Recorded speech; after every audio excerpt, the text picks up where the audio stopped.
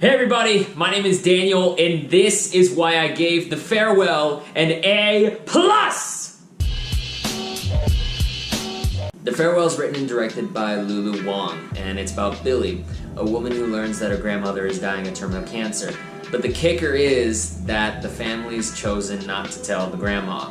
Instead, they kind of speed up one of their cousins' weddings so that everybody in the family can be in China to, celebrate the wedding and also kind of say, not necessarily say their goodbyes to grandma, but see her one last time. This is my favorite movie of the year. Everything comes together in not a flashy way, but a simple way. It's a simple story with so much to unpack. You could talk about how one's environment, not just the place you live, but the family you live around, how that affects your mood. There's the whole East-West dance, the individual need versus the collective need, and then there's just a simple story about somebody who's loving their grandma. This is also an immigrant story, so you've got that sort of barrier between languages, and the details that are put in there are details that I wouldn't ever experience in my life. And I like that I'm able to kind of peek into somebody else's life that I likely will never have a chance to live, while also feeling that that life can represent a little bit of me. Specifically for me, it's the language thing. So Billi gets in the wedding, she starts giving a speech, but then she kind of gets fumbled on a word, and she has to ask her dad what that word is in Chinese. That's my everyday with my mom and grandma. My brain speaks faster, like I'm thinking in English, translating to Spanish, and having to spit that out, and sometimes the assembly line gets screwed up and I need my mom to help me out. I like that detail is put in there. It really brings me into this story. It's getting a reputation as a tearjerker, but damn it, this is so funny. There's a lot of dark wit, there's a lot of ridiculous wit, there's a lot of comedy in the fact that the movie will play up the pastel colors of a wedding. All this wedding planning with some really dark material, so people are kind of forced to pretend to be happy when they're not, and that really makes for some great comedy. And it never feels like this is making fun or light of death at all. It's just that kind of nervous laughter where you're trying to get through it all. And everybody in this cast does that so well. I can't stress that enough, that everyone in this movie is good. If you know about the Screen Actors Guild and their Ensemble Award, this is like #1 contender right now.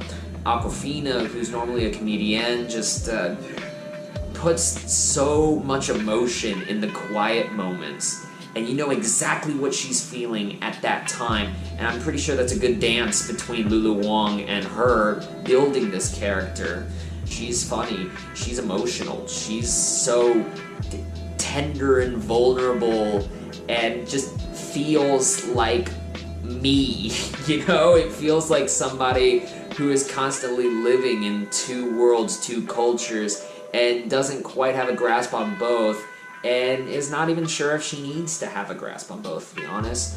And then you've got the grandma, who I never found a good pronunciation of the name, so I'm putting that up here, who is my supporting actress of the year. Nai is hilarious. Nai is sassy and sweet, all in one glorious, adorable package, and I just want to give her a hug and have her give me a hug, and we want to eat food, and she's just so sweet, and you fall in love with her so easily that to, harbor the secret that Billi has too really helps you get into her head and really conveys the kind of story that is being built up here.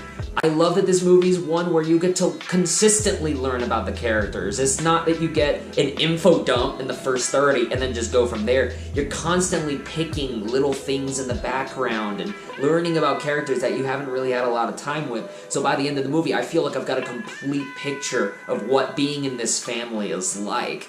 And to pull that off with so many characters, I'm pretty sure there's upwards of 10 people in the frame at one shot at a time, and it's just incredible. It's like watching 12 Angry Men again, One of the main things that gets me here is the burden and responsibility of emotion. Because if the grandma knows, then there's grief, and then there's the fear of death that comes onto her. So the family have elected, in a way, out of love, to take that burden upon themselves. And is it selfish for Billi to want to tell her grandma? I know in the American tradition, you tell everybody that they have cancer, so they have time to kind of settle in and say their goodbyes and say everything that they wanted to say.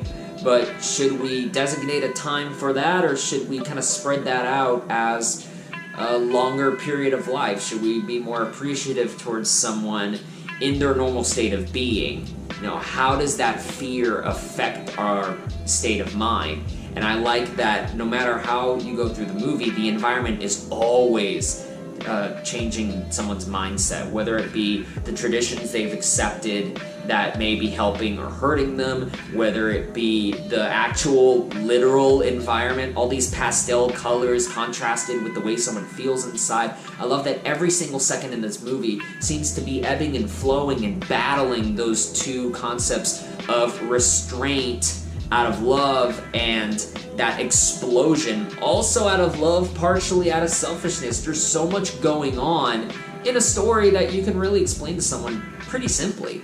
And that's my time. Thank you very much for watching, and make sure to subscribe if you want to learn about movies, talk about movies while making new friends. Right now, it's time for you to choose your own adventure between one of these two videos. This one is me talking about why you shouldn't worry about Spider-Man leaving the MCU, and this one is going to be the inaugural episode of the Blu-ray Blind Buy. I walked around the store blindfolded and bought a Blu-ray. So, you have a decision to make, choose your own adventure, and I'll see y'all next time.